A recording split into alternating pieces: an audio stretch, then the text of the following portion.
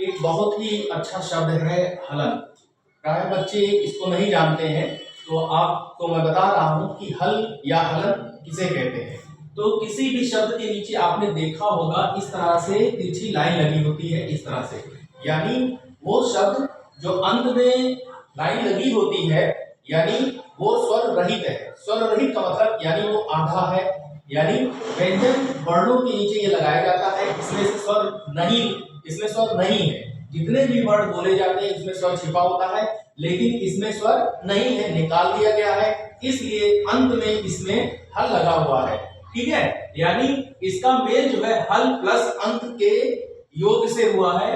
हल आपने पढ़ा होगा संस्कृत में जितने भी स्वर हैं उनको अच बोला जाता है ना। अगर जो तैयारी वाले विद्यार्थी होंगे ऐ उन री री ए ओम ऐ औच और लॉन्ड यम वर्णम जभई गर्दस जब गर्दस, इस तरह से आपने पढ़ा होगा। सारे स्वर का सूत्र होता है महेश्वर सूत्र, ठीक है। और जो है अच आपने पढ़ा होगा, ठीक है। उसके बाद हल जो है वो व्यंजन को कहते हैं। तो हल का अंत यानी हलन, अंत में जो लगा हुआ है, ठीक है, यानी वो स्वर रहित है, उसी को हल या हलन कहते हैं। यानी यहाँ पर जो ता में लाइन खींची हुई है, तिरछी रेखा खींची हुई है, इसका मतलब ये वर्ण आधा है, यानी ये स्वर रहित है, इसमें स्वर नहीं है। विद्वान देखिए यहाँ पर तिरछी लाइन खींची हुई है नाम में, यानी ये स्वर रहित है। स्वागतम में मां आधा, यानी ये स्वर रहित है।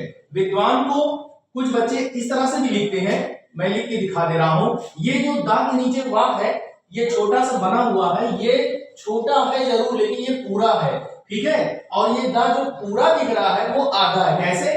तो ये देखिए, ये इस तरह से हम इसके नीचे हल लगा देते हैं तो ये आधा हो गया, ठीक है। और ये वा पे आ की मात्रा और ना, ये भी शुद्ध है, ठीक है। विद्वान ये भी शुद्ध है। इसी दा को अगर हम यहाँ वा उठा करके नीचे लगा देते हैं तो ये इस तरह से भी बन जाता है, यानी दोनों रूप इसका शुद्ध है। तो आपने जाना कि हलंत किसे कहते हैं।